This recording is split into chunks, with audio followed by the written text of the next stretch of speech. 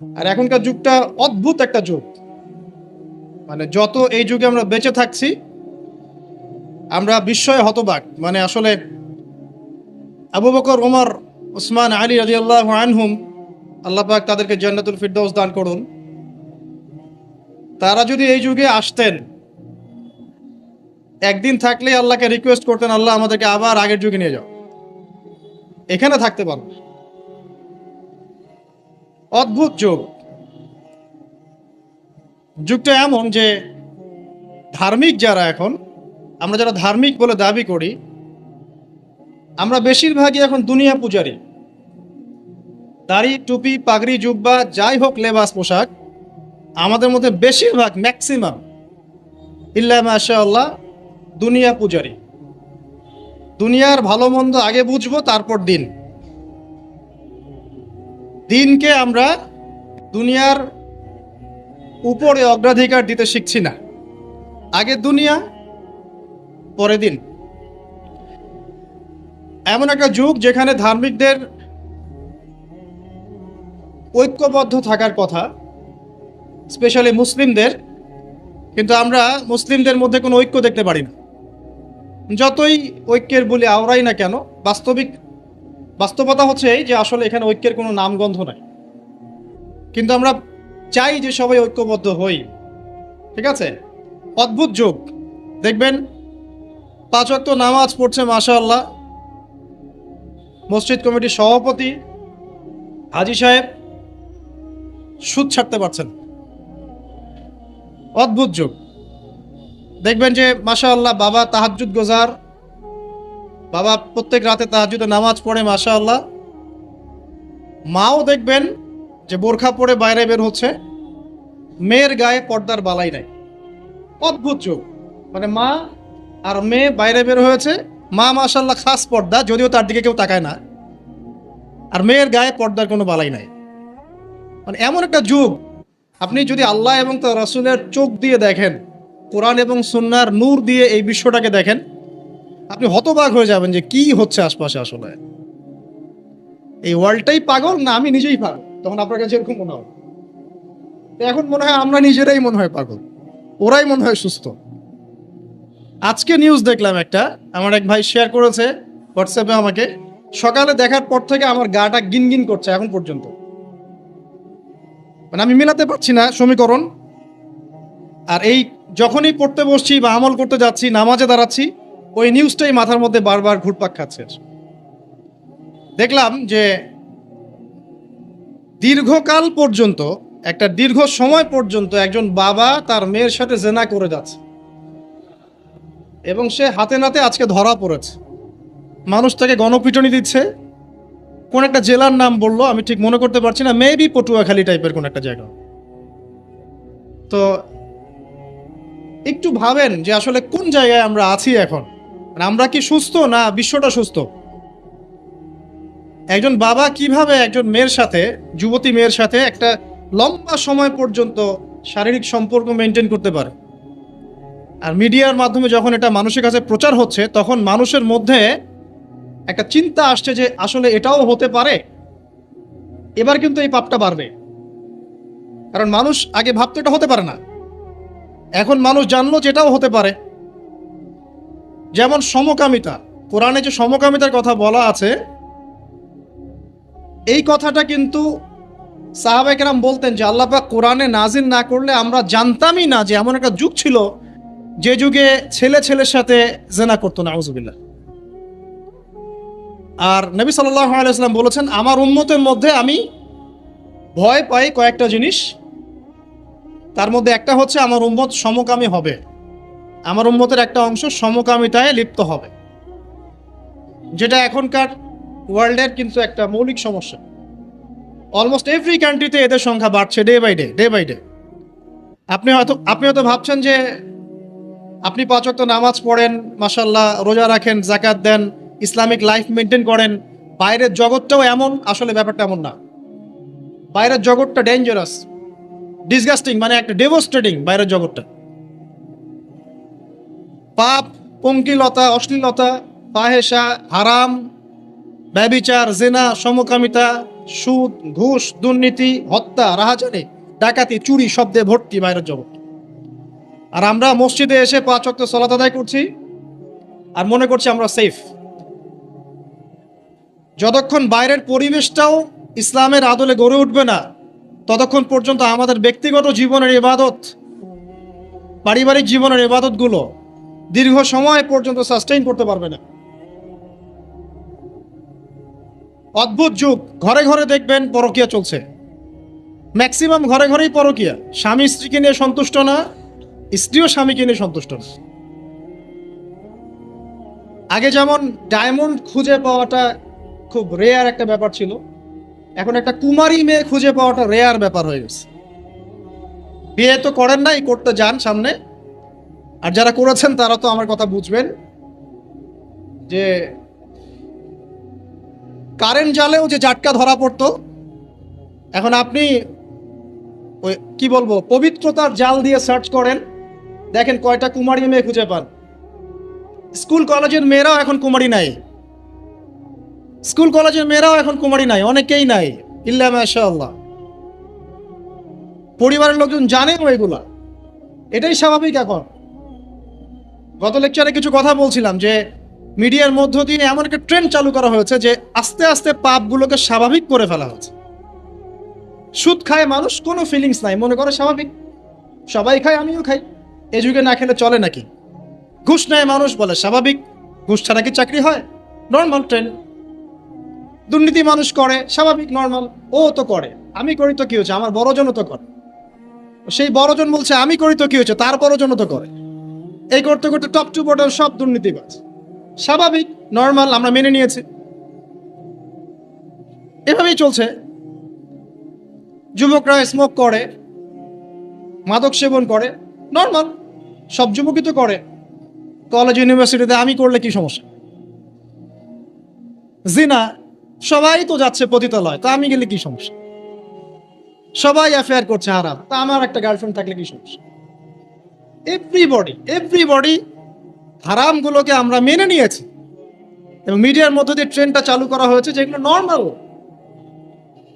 অথচ নবী সাল্লাল্লাহু আলাইহি ওয়াসাল্লাম, এই যে ফয়জুল কালাম বইয়ের মধ্যে হাদিসটা আছে যে যখন তোমার পাপ তোমাকে বাধা দিবে না, তোমার ভিতর থেকে একটা বাধা আসবে না যেটা পাপ, বুঝবা যে ঈমান নাই তোমার মধ্যে।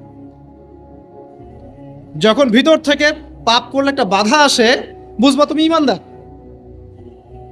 মানে পাপ করলে যদি বাধা আসে ভিতর থেকে যে আমি একটা খারাপ কাজ করেছি, আল্লাহর কাছে আমাকে তওবা করতে হবে, ইস্তেগফার করতে হবে, তখন বুঝবেন যে আপনার ভিতর ঈমান আছে। এই জন্য আল্লাহ পাক আপনার মনের মধ্যে এই চিন্তা নিয়ে আসছেন, আলহামদুলিল্লাহ। যখন পাপ করতে করতে দেখবেন আপনার মনে কোনো ফিলিংসই নাই, তখন বুঝবেন যে আসলে আপনার ভিতর ঈমান আর কিছু বাকি নাই, যেটা আছে খালি ফোসকার মতো, একটা নুক্তার মতো। নবীজি বলেছেন সাল্লাল্লাহু আলাইহি ওয়াসাল্লাম, মানুষের অন্তর থেকে আমানত উঠে যাবে, একটা ফোসকার মতো পড়ে থাকবে, নুক্তার মতো পড়ে থাকবে।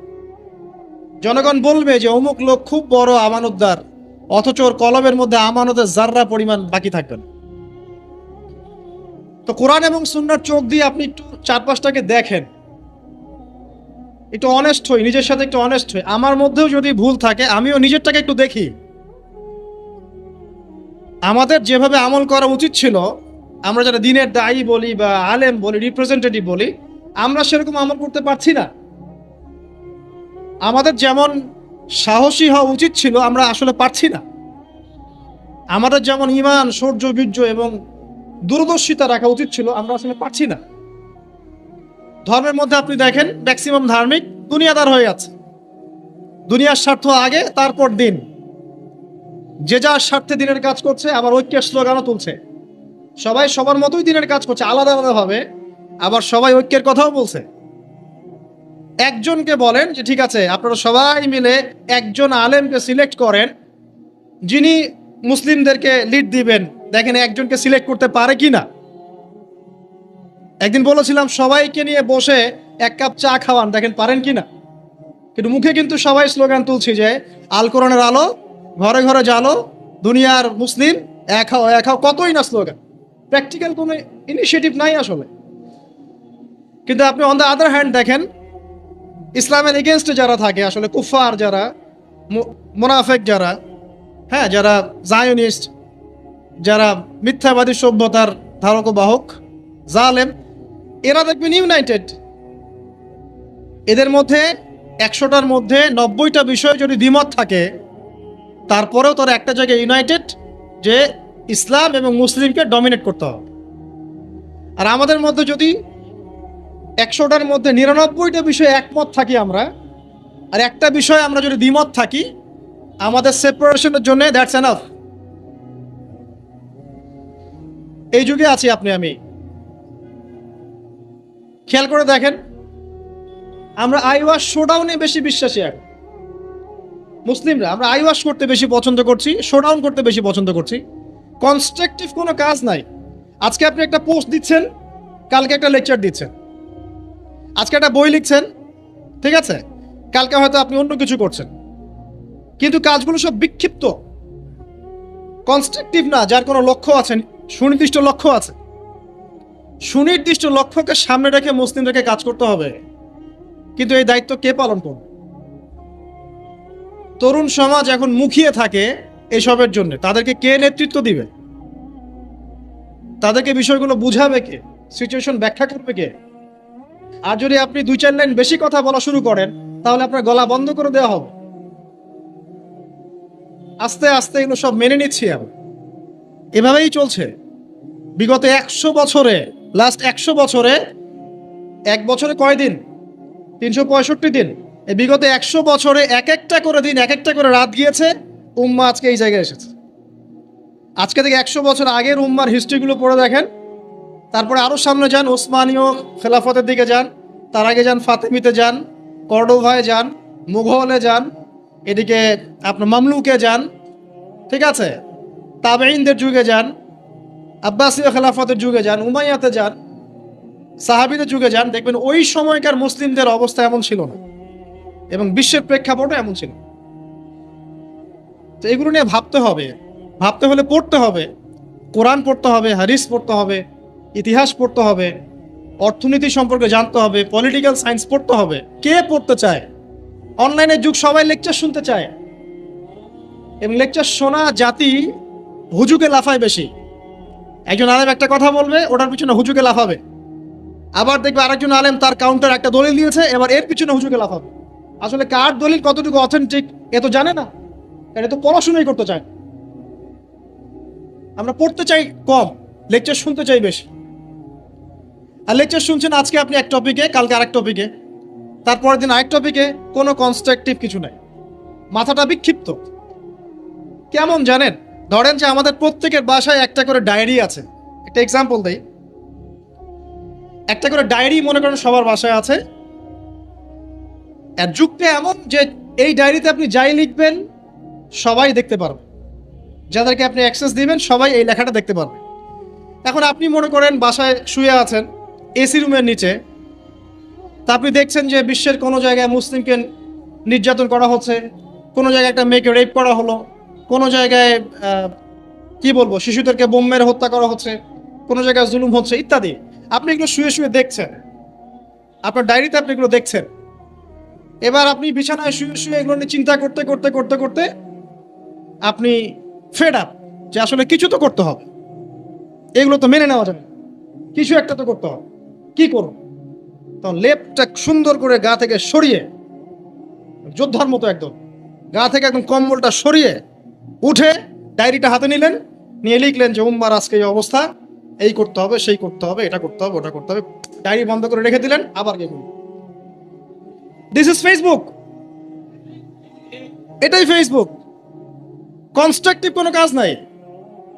আপনি আপনার মতো লিখলেন, শুয়ে পড়লেন, আরেকজন আরেকজনের মতো লিখলো, সে শুয়ে পড়লো, আরেকজন লিখলো, সে শুয়ে পড়লো। এরা ইউনাইটেড না, আর এদেরকে লিড দেওয়ার মতো কেউ নাই। আবার যারা ঐক্যের কথা বলছে, এরা ইন্টারনালি ডিভাইডেড। এভাবে কি একটা জাতি সফল হবে কিনা, এটা আমার প্রশ্ন। আমাদের আগে সামাজিক যোগাযোগ মাধ্যম ব্যবহার করার মানে যে কি বলবো, নিয়ম শৃঙ্খলা শেখা উচিত। আসলে সামাজিক যোগাযোগ মাধ্যম কিভাবে ব্যবহার করতে হয়, ইফেক্টিভ ইউজিং শেখা দরকার অনলাইন সেকশনে। আমরা মোটেও সামাজিক যোগাযোগ মাধ্যম ইফেক্টিভলি ইউজ করতে জানি না। এই মাধ্যমটাকে আমরা বানিয়েছি সমালোচনার মাধ্যম, কাউকে ধুয়ে দেওয়ার মাধ্যম, মাঝে মাঝে একটু আই ওয়াশ শোডাউন করার মাধ্যম। একজন ওমরা করতে গিয়েছে, ছবি সেলফি এই সেই। ভাই কি দরকার আছে আপনার ওমরা করতে গিয়েছেন এত মানুষকে জানানোর কি দরকার আছে?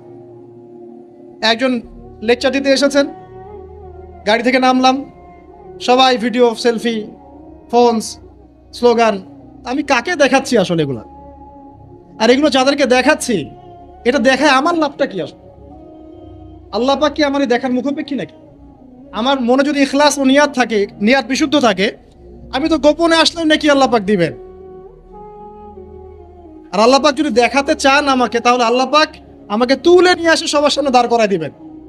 যদি আমি পাহাড়েও লুকাতে চাই, আর আল্লাহ যদি চান যে আল্লাহ পাক আমাকে দেখাবেন সবার সামনে, আল্লাহ পাক ওখান থেকে তুলে আপনাকে দেখাবেন। আর যারা সবাইকে দেখাতে পছন্দ করে, আল্লাহ পাক ওদেরকে আস্তে আস্তে এখান থেকে মিটিয়ে দেন।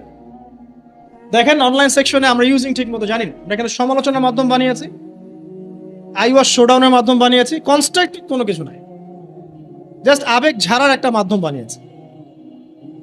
সামাজিক যোগাযোগ মাধ্যম ইউজিংটা শিখতে হবে আগে, ইফেক্টিভ ইউজিং কিভাবে। যারা এগুলো লঞ্চ করেছে, ওই ইহুদি খ্রিস্টান সভ্যতা, এরাও তো এগুলো ইউজ করে। ওরা কি আমাদের মতো করে ইউজ করে? তো ভেবে দেখেন তো। বরং আমরা কি ইউজ করছি তারা মনিটর করে এবং তারা কন্ট্রোল করে।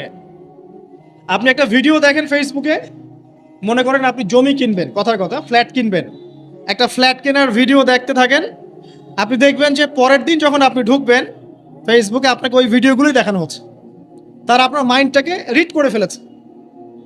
আপনি যদি স্পোর্টস দেখেন, আজকে খেলা আছে না বাংলাদেশের আফগানিস্তানের, এখানে একটা কথা বলেই দেই, ওই যে মিডিয়া, আপনারা জানেন যে আমি খেলার সাথে ছিলাম একসময়। বাংলাদেশ টিমে যে প্লেয়াররা আছেন তারা কিন্তু মাশাআল্লাহ অনেকেই, বেশিরভাগই নামাজি মাশাআল্লাহ। এটা কি জানেন? আমরা দোয়া করি আল্লাহ পাক তাদেরকে হেদায়েত দান করুক এবং তাদের এই অর্থ সম্পদ বা যে আল্লাহ পাক স্ট্যাটাস দিয়েছেন, এটাকে ইসলামের কল্যাণে কাজে লাগানোর তৌফিক দান করুক। দেখেন আফগানিস্তান শ্রীলঙ্কাকে হারিয়েছে এবং ডিফিটটা খুব ম্যাসিভ ডিফিট ছিল। এখন মিডিয়ার ভাইব দেখেন, মিডিয়া পারবে কি বাংলাদেশ আফগানিস্তানকে হারাতে? সাকিব কি এটা করতে পারবে? অমুক কি এটা পারবে? লিটন দাস তো আজকে ইনজুরিতে পড়েছে, কিভাবে ওপেনিং হবে? মানে মিডিয়া হারা দিচ্ছে বাংলাদেশকে আগে, বাংলাদেশ হারার আগে মিডিয়াকে হারাই দিচ্ছে। দেখেন মিডিয়া ভাইব বলে একটা কথা আছে। তুরস্ক, এদিকে কি নাম, না না তুরস্কের সাথে একজনের চলছে কনফ্লিক্ট, গ্রিসের সাথে, রাইট। আর ওইদিকে রাশিয়া ইউক্রেন, এদিকে তাইওয়ান চীন, যুদ্ধ কিন্তু লাগে নাই, মিডিয়া লাগাই দিবে আগেই। একটা ঘটনা ঘটার আগে আমরা এমনভাবে এটাকে ভাইব তৈরি করি, এটাই হচ্ছে আপনার মাইন্ড প্রোগ্রামিং। ঠিক এইভাবেই পশ্চিমারা এইসব মাধ্যমগুলো দিয়ে আমাদের মাইন্ড প্রোগ্রামিং করছে। তো দেখেন আমাদের ইফেক্টিভ ইউজিং শেখা দরকার, আই ওয়াশ সরানোর দরকার নাই। তো এই যুগে আপনি ওই ডায়েরিতে লিখে কাজ হবে না, এই যুগে কনস্ট্রাকটিভ কাজ করতে হবে, যেমনটা কাজ করছে ইসলামের বিরোধী শক্তিরা। এই যুগে আপনি আমি থাকি, তাহলে কতটা স্মার্ট হয়ে দিনের কাজ করা উচিত সেটা বোঝা উচিত আমাদের। দেখবেন অফলাইনে মাঠ পর্যায়ে দিনের কাজ বেদিনেরা তাদের কাজ করছে, যারা বেদিন তারা ওদের কাজ ঠিকই করছে। আমরা এরকম একটা যুগে বাস করছি। তো এইসব ডায়েরিতে, ভার্চুয়াল ডায়েরিতে যুদ্ধ করে কোনো কাজ নাই। প্র্যাকটিক্যালি পড়াশোনা শিখতে হবে, আগে ইলম অর্জন করতে হবে, আলেম ওলামার কাছে আসতে হবে, তাদের সোহবতে এসে দিন শিখতে হবে এবং আমলটা বাড়াতে হবে, তাজকিয়া আত্মশুদ্ধি বাড়াতে হবে, মানে ভিতরের আত্মশুদ্ধিটা বাড়াতে হবে, হালাল উপার্জনের দিকে ফোকাস করতে হবে। মুসলিম উম্মার মধ্যে কোনো বিভক্তি ছড়ানো যাবে না, ইউনাইটেড করতে পারি না পারি বিভক্তি ছড়ানো যাবে না। যে ইস্যুগুলো মাইনর, এগুলো নিয়ে এত বেশি ঝগড়া করা যাবে না, ফাসাদ ক্রিয়েট করা যাবে না। এছাড়া আপনার পরিবারের যে আদর্শ, এটাকে শক্ত করতে হবে, বাচ্চাদেরকে মানুষ করতে হবে, সন্ততিকে মানুষ করতে হবে, কনস্ট্রাকটিভ কাজ করতে হবে। এডুকেশনাল ইনস্টিটিউশন গড়ে তোলেন, শিক্ষা প্রতিষ্ঠান গড়ে তোলেন, সমাজ কল্যাণমূলক কোনো ফাউন্ডেশন করেন, মানবতার সেবায় কাজ করেন, দেশকে ভালো কিছু দেন, রাষ্ট্রকে ভালো কিছু দেন, ভালো করে পড়াশোনা করে রাষ্ট্রীয় বড় বড় পদে চাকরি করেন। যত বেশি ভালো মানুষ সেখানে যাবে, আশা করা যায় তত দুর্নীতি কমে যাবে ইনশাআল্লাহ।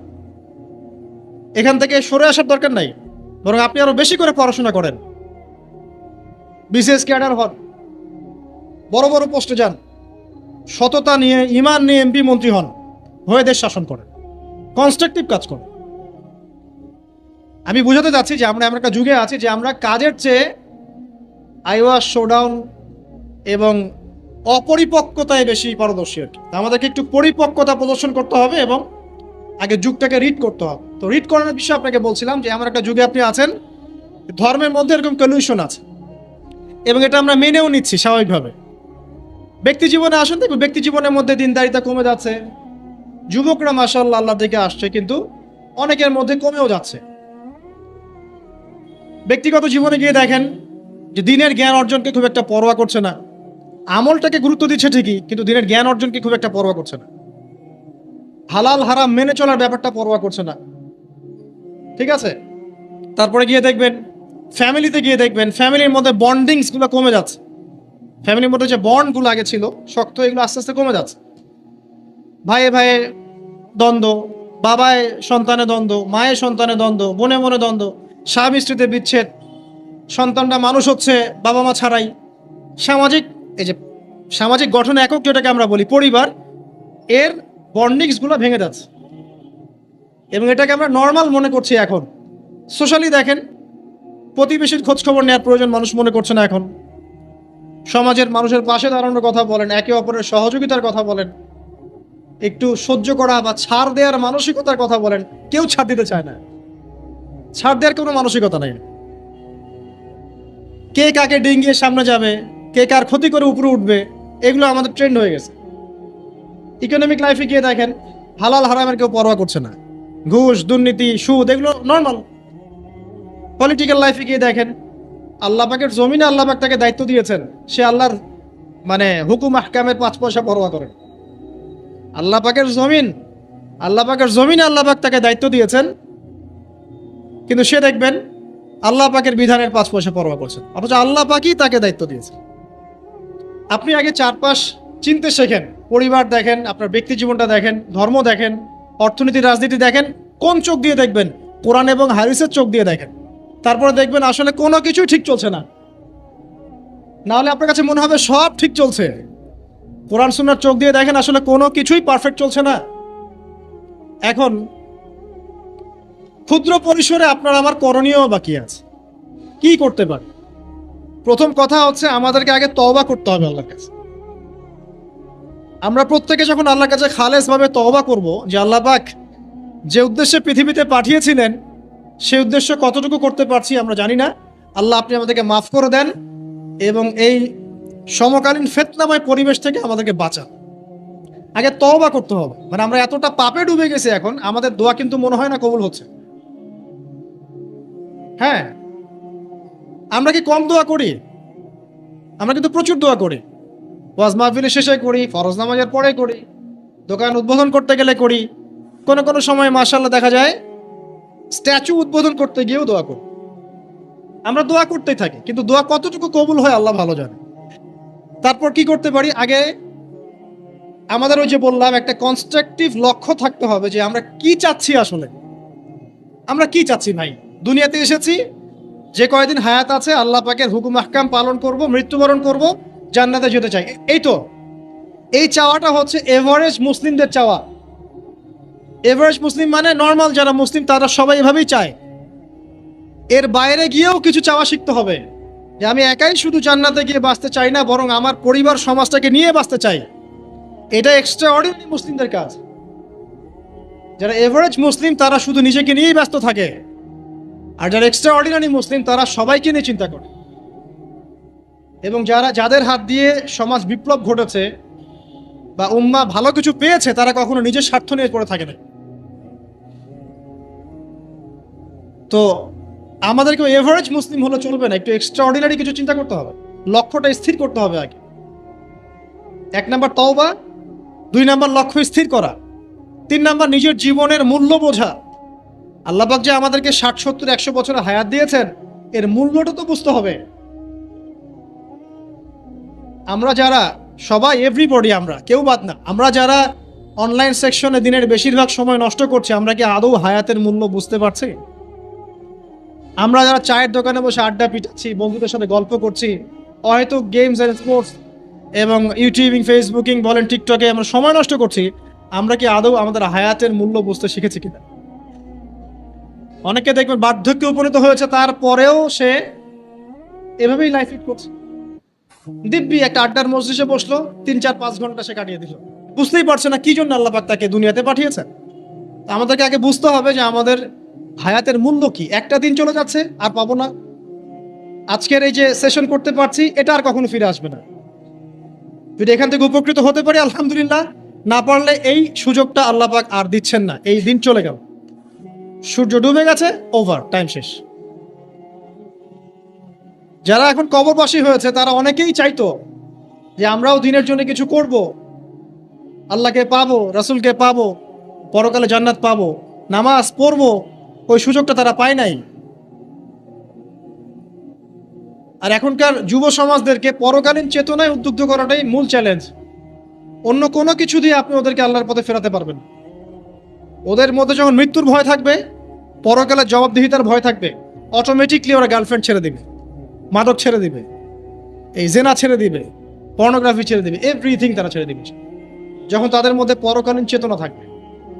হায়াতের মূল্যটা বোঝা একটা বড় চ্যালেঞ্জ। আল্লাহ পাক আমাদের সবাইকে হায়াতের মূল্য বোঝার তৌফিক দান। হায়াতটা কাজে লাগাবো কিভাবে? লাস্ট খুতবাতে আমি বলেছি যে প্রফেটিক লাইফস্টাইল কেমন হবে এবং প্রোডাক্টিভ মুসলিম কিভাবে হব, এটা আমাদের চ্যানেলগুলোর মধ্যে আছে। সকাল থেকে সন্ধ্যা পর্যন্ত, রাত পর্যন্ত কিভাবে আমরা টাইম ব্যালেন্স করব, এটা নিয়ে আলোচনা করা হয়েছে। এটা আপনি দেখে নেবেন ইনশাআল্লাহ, এখানে সব কিছু দেওয়া আছে মোটামুটি। তাহলে 1 নাম্বার তওবা, 2 নাম্বার একটা লক্ষ্য, 3 নাম্বার নিজের হায়াতের মূল্য বোঝা, 4 নাম্বার আমল। এবার আমল, দিন রাতের যে আমলগুলো নবী সাল্লাল্লাহু আলাইহি ওয়াসাল্লাম করতেন, আমাদেরকে এই আমলগুলো শক্তভাবে আঁকড়ে ধরতে হবে, ছাড়া যাবে না। কারণ যতই আমি বড় বড় কথা বলি না কেন, নিজে যদি আমল করে সেটাকে প্রতিষ্ঠিত করতে না পারি, আসলে এই কথাগুলো তাসির হবে না। যত বড় বড়ই কথা বলি আমরা, অন্যের দিকে যতই আঙ্গুল তুলি, বিশ্ব নিয়ে কথা বলি, অর্থনীতি নিয়ে কথা বলি, রাজনীতি নিয়ে কথা বলি, ঠিক আছে, পরিবার নিয়ে কথা বলি, সমকালীন ফিতনা নিয়ে কথা বলি, আমল যতক্ষণ পর্যন্ত নবী সাল্লাল্লাহু আলাইহি ওয়াসাল্লামের মতো না হচ্ছে, ততক্ষণ পর্যন্ত কথা শুধু তাত্ত্বিক থেকে যাবে, বাস্তবতার কোনো প্রায়োগিক ফলাফল পাওয়া যাবে না। তো আল্লাহ পাক আমাদের সবাইকে নবী সাল্লাল্লাহু আলাইহি ওয়াসাল্লামের মতো 24 ঘন্টা কাটানোর তৌফিক দান। একদম রাত থেকে শুরু করে আবার রাত পর্যন্ত যেভাবে নবী সাল্লাল্লাহু আলাইহি ওয়াসাল্লাম ঘুমাতেন, উঠতেন, ইস্তেনজা করতেন, নামাজ পড়তেন, মানুষকে শেখাতেন, ব্যবসা বাণিজ্য করতেন, প্রতিটা কাজ যেন নবীর মতো করে হয়, এই চ্যালেঞ্জটা নিতে হবে। আগে 40 দিনের টার্গেট নেই একটা, যে আগামী 40 দিন আমরা নবী সাল্লাল্লাহু আলাইহি ওয়াসাল্লামের মতো লাইফ লিড করব। যদি পারি ইনশাআল্লাহ আমাদের দ্বারা কিছু হবে, যদি না পারি বুঝতে হবে আমরা শুধু কথায় পারদর্শী, আমাদের কাজের কোনো মূল্য আসলে নাই। তো আমরা বিশ্বাস করি যে আমাদের তরুণ প্রজন্ম শুধু কথায় পারদর্শী না, তারা কাজ করেও দেখাতে পারবে ইনশাআল্লাহ। হয়তো বার্ধক্যে যারা আছে তারা হয়তো পারবে না, তারা হয়তো চাচ্ছে কিন্তু পারছে না। অনেক মুরব্বী আমার পরিচিত আছেন যারা চান আরো বেশি আমল বাড়াতে, কিন্তু পারছেন না, শরীর কুলাচ্ছে না, ডায়াবেটিস, প্রেশার, আর অনেক সমস্যা। আর যদি পরিবারের মধ্যে ঢুকে যান, বিয়ে শাদীর মধ্যে, তাহলে তো অবস্থা খারাপ হবে। আর যদি মাশাআল্লাহ এই যুগের কোনো দিনদার ক্যাটরিনা কাইফ ভাগ্যে জোটে, তাহলে তার পিছনেই সারা জীবন চলে যাবে। সো পরিবারে ঢোকার আগেই, মানে বিয়ে শাদী করে সংসার গোছানোর আগেই পড়াশোনাটা শেষ করে ফেলেন, কারণ ওর পরে রেসপন্সিবিলিটি বাড়বে, আপনার অনেক কাজের চাপ চলে আসবে। এগুলোকে সুন্দর মতো ব্যালেন্স করা খুব ডিফিকাল্ট, এত সহজ না। যুগটা ভাই এত কঠিন যে সব কিছু পারফেক্টলি করার চেষ্টা করার পরেও কখনো কখনো হিমশিম খেয়ে উঠি পারি না। মানে মাঝে মাঝে আমি নিজেও রাগ হই, পরিবারের উপরেও রাগ হই। কিরকম? সেটা হচ্ছে যে একজন সায়েন্টিস্ট, যদি ইসরায়েলের কোনো সায়েন্টিস্ট থাকে যে নিউক্লিয়ার ওয়েপেন্স নিয়ে কাজ করে, তাকে একটা রুম দেওয়া হয়, গবেষণা করার একটা টেবিল চেয়ার দেওয়া হয়, একটা ল্যাব দেওয়া হয়, তার পরিবার, তার সন্তান, তার ভরণ পোষণ, তার গাড়ি বাড়ি, সব দায়িত্ব সরকারের। তার কাজ কি? সে বসে বসে নিউক্লিয়ার ওয়েপেন্স তৈরি করে। ওই ওয়েপেন্সটা যখন তৈরি হবে তখন ওই রাষ্ট্রের উন্নতি হলো। আর আমরা যারা দিনের কাজও করে, অনেক সময় দেখা যায় আলেম বা মুফতি বা মুহাদ্দিস বা দায়ী, দেখবেন তাদেরকে বাজার করতে হয়, পরিবার মেনটেন করতে হয়, সন্তানের লেখাপড়া দেখতে হয়, তাদেরকে অডিয়েন্স ডিল করতে হয়, মিডিয়া ডিল করতে হয়, মানুষের সমালোচনার অ্যান্সার করতে হয়, কাজের শেষ নেই, মাথা খাটাতে খাটাতে আপনি টায়ার্ড। অথচ উচিত ছিল এই মানুষটাকে রিল্যাক্সে রেখে দেওয়া, যে আপনার কাজ শুধুমাত্র দিনের জ্ঞান অর্জন করা, বড় বড় ডিগ্রি সার্টিফিকেট অর্জন করা, গবেষণা করা, আলেম ওলামার সহবতে যাওয়া, কিছু লিখা, কিছু বলা, যাতে ন্যাশন উপকৃত হয়। এরকম সুকুনের পরিবার কয়টা আছে আলেমদেরকে জিজ্ঞাসা করো। আমার ধারণা যে বেশিরভাগ আলেমেরই এরকম পরিবার নাই।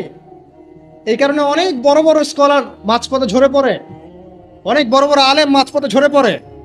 আর আমাদের এই ফিতনা সৃষ্টিকারী পরিবারের সদস্যরা এগুলো বুঝতে চায় না। তারা বুঝতে চায় না ওদের দায়িত্বটা কি। তাদের দায়িত্ব হচ্ছে ওই ব্যক্তিকে সাপোর্ট করা পিছন থেকে, যে আল্লাহর দ্বীনের পথের একজন দায়ী, একজন মুবাল্লিগ, একজন আলেম, একজন ফকিহ। সেক্ষেত্রে আল্লাহ পাক হয়তো আমাদেরকে পরীক্ষা করছেন অথবা গুনাহ মাফ করছেন, কিন্তু এটা হওয়া উচিত ছিল না। যারা দ্বীনের পথে কাজ করবে তাদের পরিবারটা হবে সেই রকম যেন পরিবার থেকে কোনো প্রেশার তার মধ্যে না আসে, মানসিকভাবে সে যেন স্ট্রেস না পায়, রিল্যাক্সে সে দিনের কাজ করতে পারে। দেখবেন তার দ্বারা লক্ষ লক্ষ কোটি কোটি মানুষ উপকৃত হচ্ছে। হ্যাঁ, এই জন্য অনেক, হ্যাঁ এটা ঠিক বলেছো ভাই, এই জন্য অনেক বড় বড় মুহাদ্দিস ছিলেন যারা কিন্তু আসলে কোনোদিন বিয়ে করেন নাই। তবে এটা আমি নিরুৎসাহিত করছি না। যদি আল্লাহ পাক একজন দিনদার স্ত্রী আপনাকে দান করেন, আর স্ত্রী শুধু একমাত্র পরিবারের অংশ না, আপনার এখানে মা আছে, আপনার বোন আছে, আপনার সন্তান আছে, ভাই বোন সবাই মিলেই পরিবার। একজন ভালো দেখবেন, বাকিরা হয়তো আপনাকে এভাবে সাপোর্ট করছে না। তো দিনদার স্ত্রী যদি সাথে থাকে, ইনশাল্লাহ আপনি বিশ্বজয় করতে পারবেন ইনশাল্লাহ। এটা আল্লাহ পাক নেয়ামত হিসেবে দেখ সবাইকে, সব যুব সমাজকে আমরা দোয়া করি। কিন্তু ডিসিশন নেওয়ার ক্ষেত্রে খুব সাবধান, সতর্ক থাকতে হবে। কারণ সব বোর খবর আর মেয়ের পিছনে কি দিন যেতে থাকে না। কয়টা বলছি? তওবা, লক্ষ্য স্থির করা, আপনার হায়াতকে কাজে লাগানো। এরপরে বলছি আমলের কথা। আমল যদি পারফেক্ট না হয় তাহলে আসলে আমাদের দোয়াগুলো ঝুলে থাকবে। আমল বেশি বেশি করলে ইনশাআল্লাহ তাআলা আল্লাহ পাকের নৈকট্য অর্জন করা যাবে, আল্লাহ পাকের মারিফত অর্জন করা যাবে ইনশাআল্লাহ। তখন সেই ব্যক্তির দ্বারা দিনের অনেক বড় বড় খেদমত হওয়া সম্ভব ইনশাআল্লাহ তাআলা। আল্লাহ পাক তৌফিক দান করুন। আর আমলের জন্য একটাই মানে নাসিহা আমার, সেটা হলো রাসূল সাল্লাল্লাহু আলাইহি ওয়াসাল্লামের 24 ঘন্টার যে দিন রাত, এই স্টাইলে আমাদেরকে রুটিন করতে হবে। ঘুম, খাওয়া, লেখাপড়া করা, দাওয়াতি কাজ সবকিছু একদম ওই রুটিন ওয়াইজ। ইনশাআল্লাহ তাআলা দেখবেন আপনার জীবনে বরকত হচ্ছে ইনশাআল্লাহ তাআলা। আমি এমনও সালাফের কথা পড়েছি, আমি নাম এই মুহূর্তে ভুলে গেছি, তিনি যখন দার্স দিয়ে বাসায় ঢুকতেন, এত ব্যস্ত থাকতেন দিনী কাজে, দার্স দিয়ে বাসায় ঢুকতেন, যেই সময়টা তিনি ইস্তেঞ্জা করছেন বাথরুমে, ওই সময়টা তার সন্তান তাকে পড়াশোনা তো বাইরে থেকে, উনি ইস্তেঞ্জা করতে করতে শুনছেন যে তার সন্তান ঠিক করছে কিনা। এইভাবে তারা টাইম ব্যালেন্স করতেন। এই যুগে কি এটা সম্ভব হচ্ছে আমাদের পক্ষে? বিভিন্ন ফিতনা চারপাশে, অতএব শক্ত হতে হবে, দিনের ব্যাপারে শক্ত হতে হবে। আল্লাহ পাক তৌফিক দান করুন। 5 নাম্বার হচ্ছে হালাল উপার্জন। যখন আপনি উপার্জনের দিকে যাবেন, ছোট একটা জব করেন, গভর্নমেন্ট জব হোক, নন গভর্নমেন্ট জব হোক, ব্যবসা হোক, কৃষিকাজ হোক, আপনি হালালে থাকার চেষ্টা করুন। হারাম রিজিকের অনেক প্রলোভন সামনে থাকবে, হারামে যাবেন না ইনশাআল্লাহ তাআলা। দেখবেন আল্লাহ রাব্বুল আলামিন আপনার অল্প রিজিকে বরকত দিবেন ইনশাআল্লাহ। দুনিয়াতে সন্তুষ্ট থাকা শিখতে হয়। অসন্তুষ্ট থাকলে আপনি কখনোই সন্তুষ্ট হতে পারবেন না। আজকে একতলা বাড়ি আছে, কালকে 2 তলা চাবেন। আজকে একটা গাড়ি আছে, কালকে আরেকটা চাবেন। এই চাহিদার কোনো শেষ হবে না। কিন্তু হালাল রিজিকে সন্তুষ্ট থাকলে ইনশাআল্লাহ আল্লাহ পাক এখানেই বরকত দিবে ইনশাআল্লাহ। আল্লাহ পাক আমাদের সবাইকে হালাল রিজিকের ব্যবস্থা করে দিন এবং আল্লাহ যা দিয়েছেন তাতে সন্তুষ্ট থাকার তৌফিক দান। যুবকরা ব্যবসায় বেশি ফোকাস করতে পারেন, বড় বড় গভর্নমেন্ট জবগুলোতেও ফোকাস করতে পারেন, যেখানে গেলে আপনি সমাজের জন্য কিছু করতে পারবেন। আপনারা প্রশাসনের দিকে ফোকাস করতে পারেন, সেখানে যাওয়ার চেষ্টা করেন, ঈমান নিয়ে সেখানে চলার চেষ্টা করেন। বাংলাদেশের যে ফোর্সগুলো আছে এখানে যাওয়ার চেষ্টা করেন, দেশের জন্য কিছু করেন। মুসলিমরা যদি এখান থেকে সরে আসে আস্তে আস্তে, তাহলে এখানে সমস্ত জায়গাগুলো খারাপ মানুষ দিয়ে ভর্তি হয়ে যাবে, তখন সিচুয়েশন আরো খারাপ হয়ে যাবে। যারা এগুলোতে যেতে পারছেন না, কৃষি কাজ করেন, কোনো নিজস্ব কোনো প্রজেক্ট লঞ্চ করেন, ক্রিয়েটিভ হন, উদ্যোক্তা হন। দেখবেন ইনশাআল্লাহ তাআলা আপনার ওই নতুনত্বের মধ্যে আল্লাহ পাক বারাকা দিবেন ইনশাআল্লাহ। আমি এমনও ভাইকে চিনি যারা লন্ডনের এই যে লন্ডন আমেরিকা থেকে পড়াশোনা করে এসে বাংলাদেশে এসে অর্থনৈতিক যে প্রজেক্টগুলো আছে এগুলো লঞ্চ করেছে। আপনার ডেইরি প্রজেক্ট করেছে, পোলট্রি করেছে, হ্যাঁ, তারপরে কাপড়ের ফেব্রিক্সের ব্যবসা করেছে, ঠিক আছে, কম্বলের প্রজেক্ট করেছে, মানে অনেক ক্রিয়েটিভ অনেক কাজ করেছে, যেগুলো কিন্তু তারা না করলেও পারতেন, বড় চাকরি তারা করতে পারতেন। ক্রিয়েটিভ কাজ করেছেন, উদ্যোক্তা হয়েছেন, আল্লাহ পাক তাদেরকে এত সচ্ছলতা দিয়েছেন মাশাআল্লাহ, তাদের কাছে মানুষ এখন ধার চাচ্ছে টাকা পয়সা। আমি এমনও মানুষকে চিনি যিনি হারাম চাকরি ছেড়ে দিয়ে শশার ব্যবসা করা শুরু করেছিলেন। হারাম চাকরিটা কিন্তু বড় চাকরি ছিল, এই চাকরি ছেড়ে দিয়ে তিনি শশার ব্যবসা করা শুরু করেছেন। এখন তিনি মানুষকে টাকা ধার দেন। আমাদের এখানে এমন একজন ভাই আছেন যিনি সুদের চাকরির সাথে সম্পৃক্ত ছিলেন। কোনো একভাবে আল্লাহ পাক তার কানে এই মেসেজ পৌঁছে দেন এটা হারাম। তিনি 70 থেকে 80 হাজার টাকা বেতন পেতেন প্রতি মাসে। এখন তিনি কৃষিভিত্তিক প্রজেক্ট নিয়ে কাজ করছেন, আল্লাহ পাক তাকে সচ্ছল রেখেছেন। তো হালাল রিজিকে ফোকাস করেন, ইনশাআল্লাহ আপনার ইবাদত আল্লাহ পাকের কাছে সরাসরি কবুল হবে ইনশাআল্লাহ। আর হারামে গেলে ইবাদত কবুল হবে না, এটাই ফুল স্টপ। হারাম রিজিক থাকলে ইবাদত কবুল হবে না, এটা ফুল স্টপ, এখানে কোনো সুযোগই নাই ডানেভাবে তাউইল করার। 6, পার্ট টাইম দিনের দাওয়াতি কাজ সবাইকে করতে হবে। ইলম অর্জন করেছি, তওবা করেছি, এখন আমল করছি, হালাল রিজিক আছে, এখন পার্ট টাইম দিনের দাওয়াতি কাজ সবাইকে করতে হবে। শুধু একজন আলেম করবেন, ফকিহ করবেন, মুহাদ্দিস মুবাল্লিগ করবেন তা নয়, সবাইকে মিনিমাম পার্ট টাইম দায়ী হতে হবে। প্রথমে আপনার পরিচিত মহলের মধ্যে, তারপরে পরিবারে, তারপরে আপনার বন্ধু মহলে। আল্লাহ পাক বলার সামর্থ্য দিলে বলবেন, সুন্দর করে লেকচার দিতে পারলে দিবেন, লিখতে পারলে লিখবেন।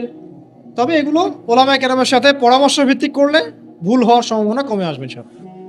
তবে ভুল হবেই, আর মানুষ ভালো মন্দ বলবেই, গীবত তোহমত অপমান করতেই থাকবে। যদি আপনি দেওবন্দ থেকে পড়ে আসেন এবং এমন একটা ফতোয়া দেন যেটা এক শ্রেণীর মানুষের কাছে মনে হচ্ছে বেদাত, আসলে ওটা বেদাত নয়, তখন সে বলবে, ওই শ্রেণীর মানুষ বলবে লোকটা দেওবন্দ থেকে পড়ে এসে বিভ্রান্ত হয়ে গেছে। যদি আপনি মদিনা থেকে পড়ে আসেন, পড়ে আসার পরে এমন একটা কথা বলেন যেটা আরেক শ্রেণীর মানুষের কাছে মনে হচ্ছে এটা ভুল, ওই শ্রেণীর মানুষ বলবে লোকটা মদিনা থেকে পড়ে এসে বিভ্রান্ত হয়ে গেছে। সমালোচনা আপনি অ্যাভয়েড করতে পারবেন না, ডিগ্রি সার্টিফিকেট দিয়েও না। সো দাওয়াতি কাজ করবেন আপনার সাধ্য মতো, পরামর্শ ভিত্তিক, তবে কারো সমালোচনায়, গীবতে, আঘাতে ভেঙে পড়বেন না। আপনি যদি আল্লাহ সন্তুষ্টির জন্য কাজ করে থাকেন, আল্লাহ পাক আপনাকে বড় করে দেবে ইনশাআল্লাহ আযজা ওয়া জাল্লা। পার্ট টাইম দাওয়াতি কাজ সবাইকে করতে হবে। আর এর মধ্যে থেকে কিছু মানুষকে আলেম হতে হবে, আলেম হয়ে উম্মার দায়িত্ব গ্রহণ করতে হবে। আল্লাহ পাক তৌফিক ইনায়াত করুন, আমিন। আর দু একটা বলে শেষ করে দেই। এরপরে আপনি পরিবার গঠনের বিষয়ে যাবেন। পরিবারটা এমনভাবে গঠন করেন, এক কথায় আপনাকে হতে হবে ইব্রাহিম আলাইহিস সালামের মতো, আপনার সন্তান হবে ইসমাইল আলাইহিস সালামের মতো, এবং আপনার স্ত্রী হবে হাজারা এবং সারা আলাইহিমা সালাম তাদের মতো। এরকম যদি পরিবার হয় ইনশাআল্লাহ তাআলা আশা করা যায় সমাজের অবস্থা আগামী 10 বছরে এমন থাকবে না, আগামী 20 বছরে এমন থাকবে না ইনশাআল্লাহ তাআলা। আর সবশেষ যে কথাটা বলবো সেটা হলো যে আমরা সবাইকে এভারেজ চিন্তা করলে হবে না, আল্লাহ পাকের জমিনে দ্বীন ইসলাম প্রতিষ্ঠার চিন্তা থাকতে হবে। আর প্রতিষ্ঠা মানে নিরপরাধ মানুষকে বোম মেরে হত্যা করা নয়। ইসলামের দাওয়াত, তাবলীগ, প্রচার প্রসার, এই বিষয়গুলোকে ছড়িয়ে দেওয়া, এটার জন্য ইউনিটি দরকার। ইউনাইটেড প্ল্যাটফর্ম করতে পারলে খুব ভালো হয়, না পারলেও এখানে বিভক্তি বাড়াবেন না। আপনি আপনার জায়গা থেকে যতটুকু পারেন করেন, এরপর আল্লাহর কাছে ছেড়ে দেন। আল্লাহ পাকের জমিনে দ্বীনের প্রচার প্রসারের জন্য আপনি আপনার জান, মাল, সময়, আপনার শ্রম, আপনার কথা, আপনার কলম, আপনার ইনিশিয়েটিভ সব কিছু দিয়ে একটা স্ট্রাইভ করেন।